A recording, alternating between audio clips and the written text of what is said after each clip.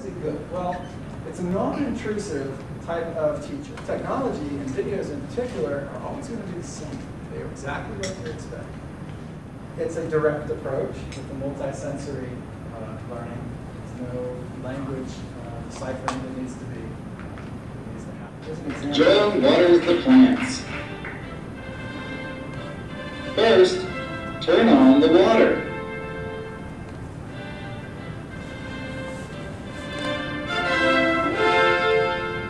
Make sure the water is not too high.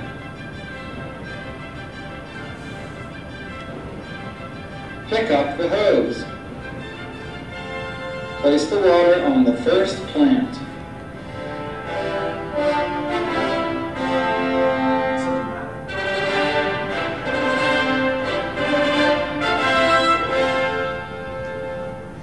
When the plant is full, move to the next plant.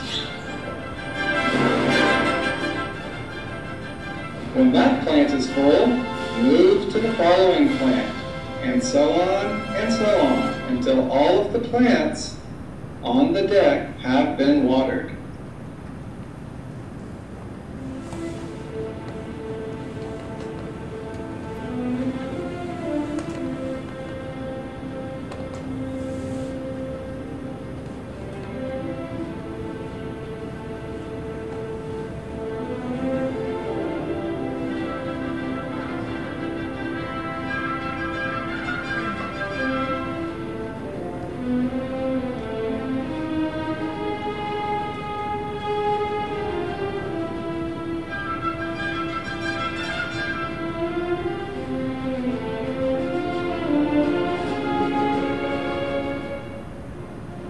When you're finished watering all of the plants, it's time to turn off the water.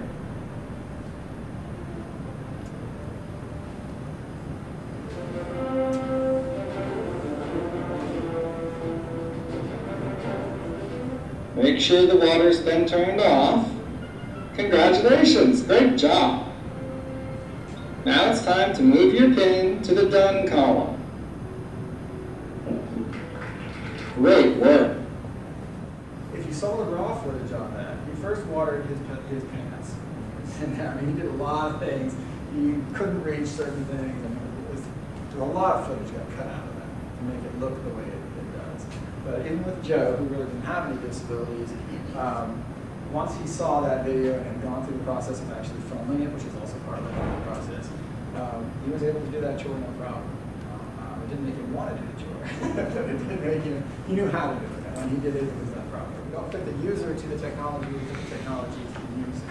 And that's just, goes right along with everything that I'm sure you guys have been doing for years. You know, your person is at the center of this.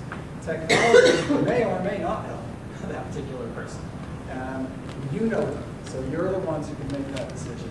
But please make sure that you're looking at the user first, and then trying to look at is there technology that can benefit, and is it the best choice for that particular person. Once you think of a user, then you need to think about, well, which specific skills or routines or behaviors or communication, what is it exactly that you're trying to change and support? You know, we've really got to be specific about that. Okay? We'll walk through this in a minute. You're going to have to decide exactly how you want the filming. You have your three options that you can use: self-modeling, video, regular peer modeling, and point of view modeling. All right, here's the prerequisites. I've actually spent a lot of my own research looking into prerequisite skills, because as a teacher or supporter with disabilities, I want to know for whom is this going to be most effective. I don't want to waste my time or my money doing something that's not going to be effective for somebody. So these are pretty concrete in virtually every study that I have done. These are the things that come up. These are also mentioned in Dougie's book. So we don't have a huge amount of research into prerequisites, but it's starting to come together. The first one is that the person has to be able to recognize themselves in the video. There are people with very, very severe disabilities that really don't recognize themselves. They can look in the mirror and it's not them. There's some disconnection there, either from cognitive disability or even sometimes with autism it happens. Okay? So You know whether somebody can recognize themselves. If they see themselves in the mirror and you say, "Where's Johnny?"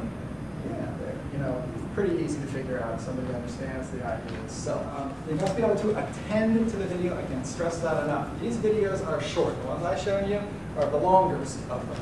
Okay? Most of these videos can be anywhere from 5–10 seconds. They can be very, very short. But if the user cannot attend to a video, it absolutely will not work, so do not even try it. Okay? I have a little boy who is infatuated with dust. You know how the sun shines in and the dust floats around the room? He could probably tell me how many dust particles are in the room every day, because he would poke at them, he would look at them and blow them, and he was just infatuated with that kind of thing. We tried some video modeling with him, and it was an absolute utter failure. Okay? He was totally unconcerned with watching a video. Too many other things for him to be looking at. So they have to be able to attend. These stars of video modeling are the ones who love videos. Okay? These kids or adults who will watch the same video over and over and over. They just love it. And then the capacity to perform the behavior. We are not going to ask somebody who does not speak to suddenly hold lengthy conversations. Okay? It's not going to work that way. What we are going to do is, you don't speak at all, let's start with one word. Or maybe you only speak 1 or 2 word utterances, let's add a 3rd word to that. So it's got to be what we call in teaching a zone of development, a zone of proximal development. And you guys know that best. You know your users, and you'll be able to say, well, I think that this user can, think vocationally here, wash some windows. There's 3 steps to the window washing process. He's pretty good at step 1. Let's do the video model of step 1 and 2. Okay? We're not going to do step 1, 2, 3, putting everything away. Don't go overboard. In other words, this is a step-by-step process. Okay? So figure out where that zone is, where you think your user is, and how many steps of the process you think they can do, and that's what you put in the video.